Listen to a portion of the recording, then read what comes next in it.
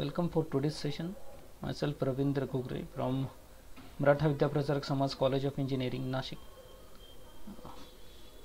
Today we are going to see some concern to thermal engineering.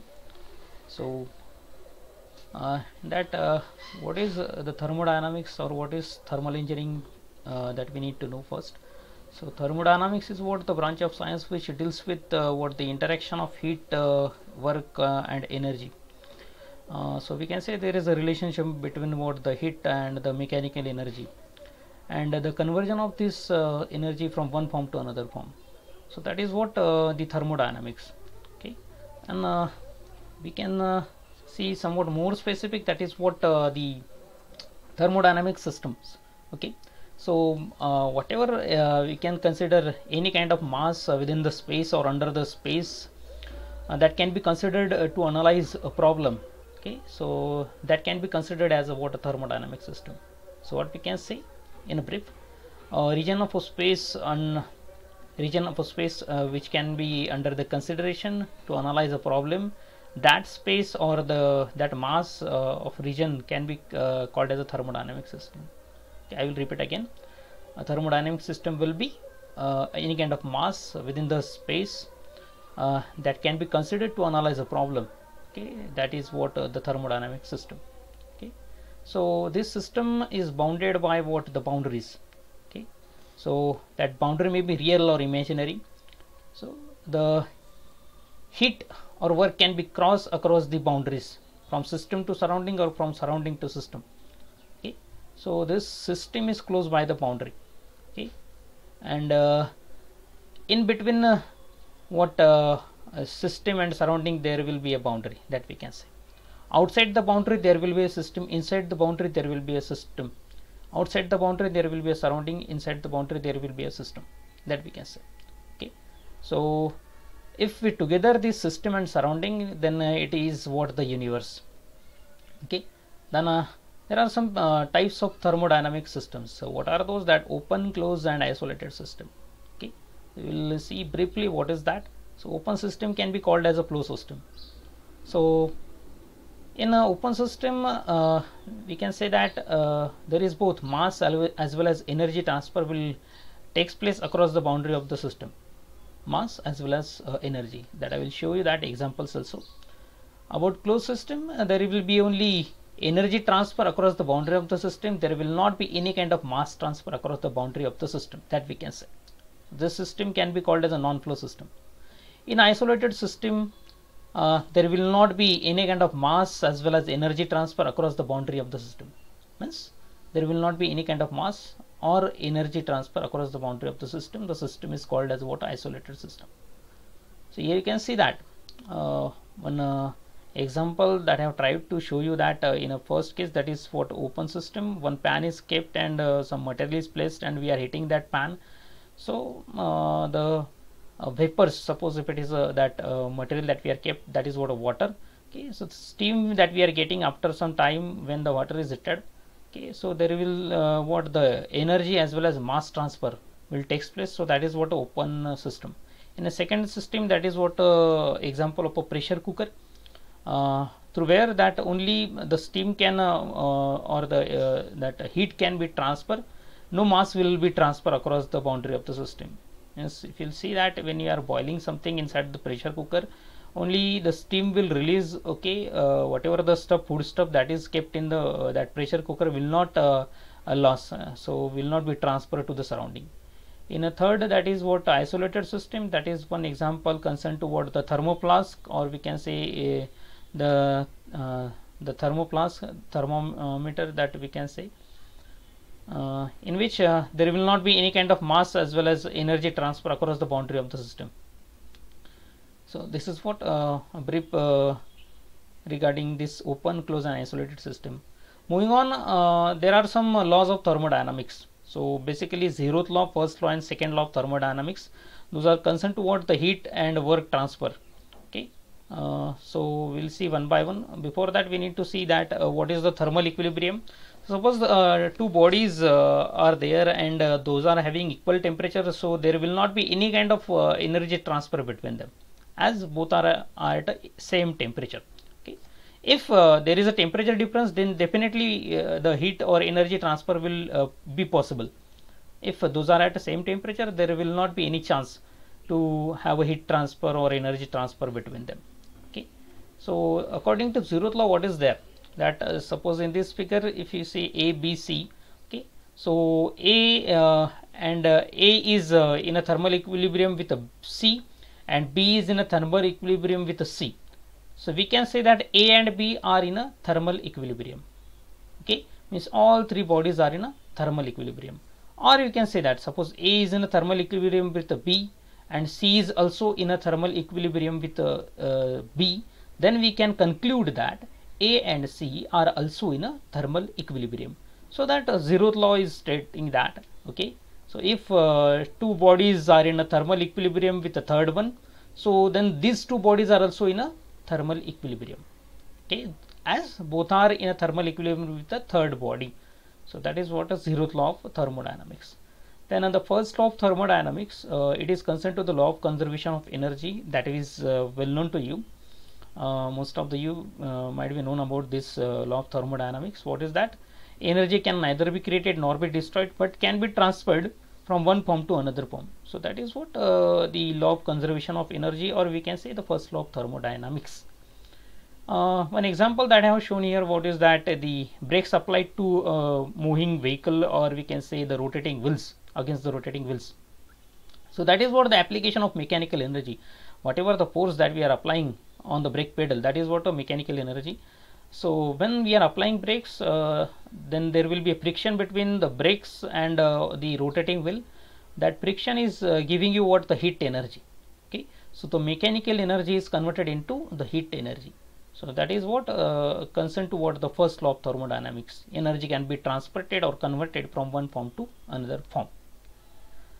Concerned to this law, there is one experiment that is designed by what the Joule's. Okay, so called as a Joule's experiment.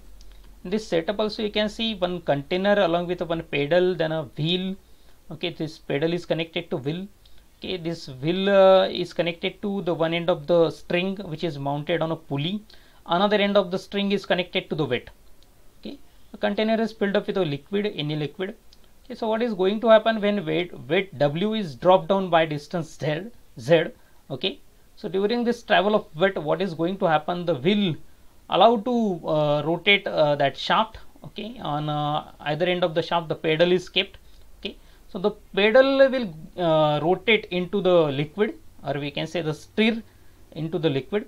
Okay, and this friction between this pedal and the liquid causes to create the heat into the liquid because of the friction. Okay, so that heat or that temperature you can measure by the thermometer. Okay, so what the Joule says that whatever the amount of work that is supplied is equal to the amount of heat developed within that water. Okay, so cyclic integral of the work done is equals to the cyclic integral of the heat.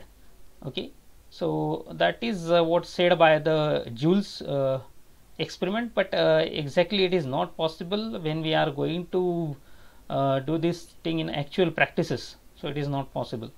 Okay, now some basic concept concerned to the thermal energy reservoir.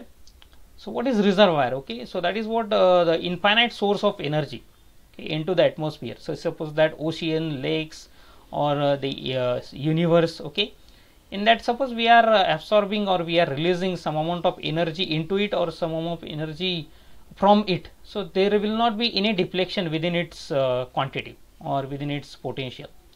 So suppose that from ocean if you are taking, or from lakes you are taking one bucket of water, will not affect it. Okay, if you are pouring one bucket heated water into the ocean or into the lakes, will not affect its temperature, overall temperature. So this is what the infinite amount of heat, okay, without change in its temperature. Okay, so supply or absorb of infinite amount of heat without any change in its temperature, that is what the reservoir, or we can say the hypothetical body with a relatively large thermal energy. So that is what the reservoir. So examples are that like ocean, lakes, and the atmosphere. If you are taking, if you are releasing some amount of heat, okay, into it or from it, will not affect its what the appearance. Okay, so depending upon that there are two factors, that is what the source and the sink. Okay, If the reservoir that supplies energy in the form of heat, then it can be called as a source. Reverse into that, if the reservoir absorbs the energy in the form of heat, then can be called as a sink. Okay. If the reservoir supplies energy, then that reservoir is called as a source. If the reservoir absorbs the energy, then it is called as what? A sink. A simple thing. Okay, that is what a simple thing between what the reservoir.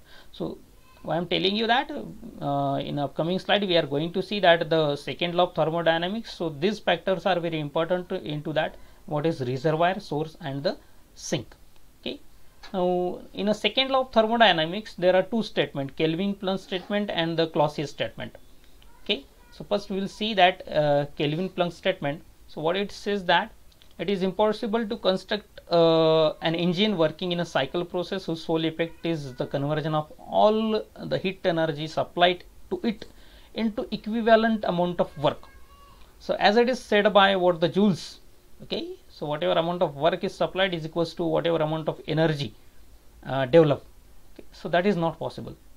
Or whatever amount of energy supplied is equals to whatever amount of work output that we are getting. So that is not possible according to what the second law, what is that is specifically by Kelvin-Planck statement. Okay.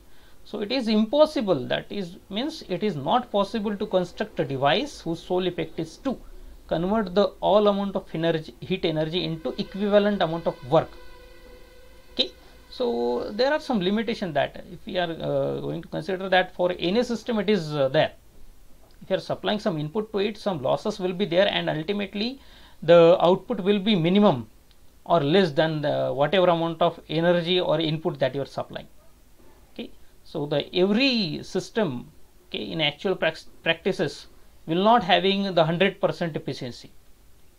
Will not having the 100% efficiency. Say suppose for your engine also, for your electrical appliances also, for your power plants also, we can say whatever amount of energy that we are supplying, the equal amount of work that we are not getting from it. Okay. So in this representation also you can see that the high temperature reservoir that is supplying Q1 amount of heat. Okay. And the engine which is giving what WE is equals to Q, and it is not possible. That is shown in a second representation, that is that can be more specifically elaborated. So what is that? Q1 is equals to amount of heat supplied, Q2 is what? The amount of heat rejected. So Q1 is what? Coming from the source, Q2 is what? Sent to what? The sink. Okay, or released to the sink. Okay.